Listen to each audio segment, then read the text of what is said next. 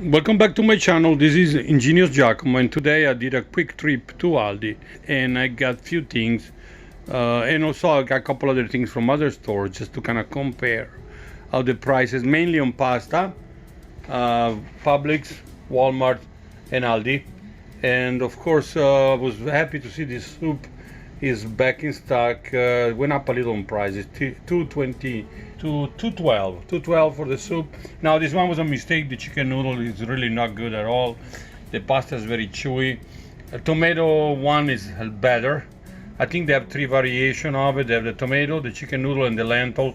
The lentil is by far my favorite. It's pretty similar to the one I make myself. Normally I doctor it up a bit. I add a little more tomato to it because I don't think it's enough in it. I put a little more carrot, celery and onion. But beside that, it's a pretty good, decent soup for being a canned soup. And everybody who had it liked it because I recommended it to a few friends and they loved it. So 212 for the soup is back in stock. Sometimes they have it, sometimes they don't have it. When they have it, I buy quite a few like for, hurricane supply and all that. So go back to the pasta here now today. They've dropped their price on pasta. Aldi actually used to be I think around $1. Now it's 94 cents for rotini, penne, and so on. It was a pretty good value. Walmart is 94 cents also, I think 96 or 94. Publix used to be $1. Since this crazy mess of price increase when it happened, they went to $1.50. So they went up 50%. It used to be $5 for $5, but technically $1 each. Could buy just one and get $1. Now it's $1.50 each for the Publix brand pasta. So this is Regano is the Aldi brand, and the Great Value is the Walmart brand. And like I said, they think most of, I know the Aldi is around 94 cents. The same with Walmart. Let's go to this. There's an item that normally is not in stock. It's frozen actually. Is creme brulee. It's nice. They come two of them in a little ceramic container. You think about a container is yours to keep. So if you want to make them in the future yourself, and creme brulee are very easy. Honestly, just heavy cream, sugar, and egg yolks and vanilla. Vanilla bean is better, but that too is crazy high. So vanilla extract will do the trick. And you bake it in the oven very carefully. I have a recipe for it. So that's my creme brulee from Aldi, frozen. It comes with a little sugar. You put it on top and you kind of melt it. Brulee. Brulee means burn. So technically translated, creme brulee means burnt cream. Actually, this made it. Oh wow, that's actually made in France. Amazing. Think about that. So anyway, let's go back to the other products I have today. Is May 28. The chicken Aldi, still $1.99 a pound. The chicken breast family pack, and it's pretty good. So we got the 4 chicken breast. I do have the cage-free large brown eggs, very simply because they actually were cheaper than the regular eggs. Regular eggs that were $2.88 like 2-3 weeks ago. They went down to $2.45. Now they're back to $2.88. But this one, the cage-free large brown eggs, they're not extra large, but they're large and they're pretty good. They are cheaper. They're $2.45. So I went and I bought quite a few of those. So the cage-free large grade brown eggs are actually cheaper than regular eggs. So now let's go to oil. Same with the oil. I grabbed the wrong container at Publix. This actually is $5.19 for 1 quart. The 1 quart 1 pint at Publix is actually $5.75 for vegetable oil. Technically soybean oil, vegetable oil. Walmart is $2.95 for 1 quart 1 pint. So the same size at Publix is like $5.75. Aldi, kind of crazy. They have a better price than the canola. It's $2.88 for a pint in a quart. It's actually the cheapest oil around, even cheaper than BJ's and most other places. And the vegetable oil is $2.95, the 1 pint 1 quart. So technically it's almost half than Publix, same price as Walmart really.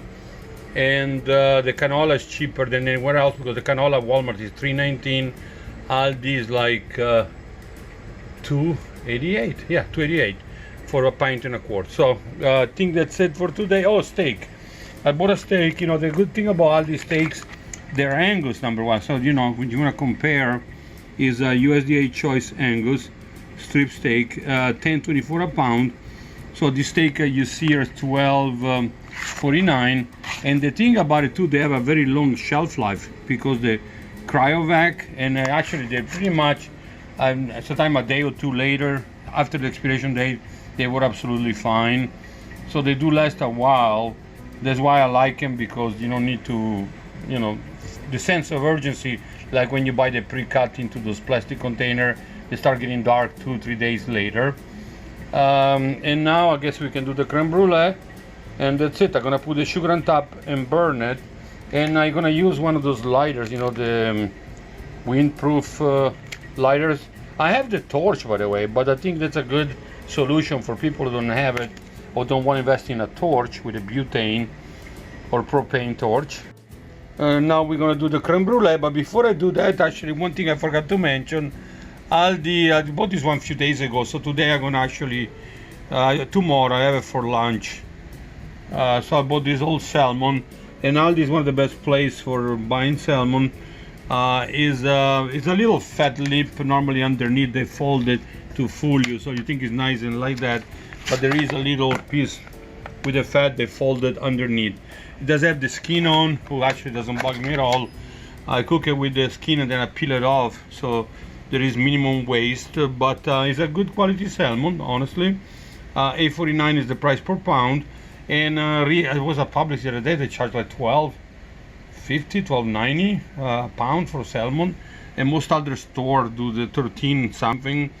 It's crazy, you know, for a salmon fillet steak for the Atlantic farm raised. So that's it. Let's go back to our creme brulee. I did put the sugar. It comes in a little bag, like I said, 2 little bags. I open it, I sprinkle it all over.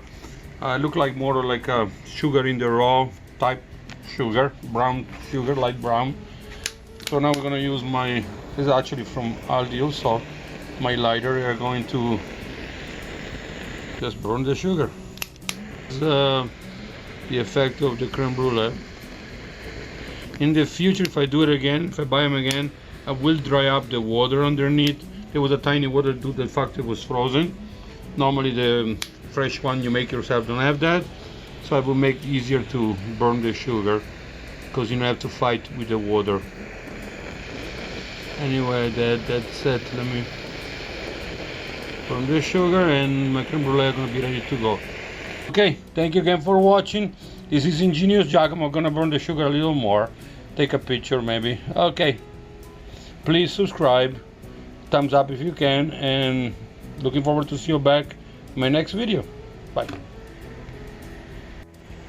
That's pretty much done. I burned them with a little lighter. I can find my other torch. You can actually add more sugar if you want more of a crust to it.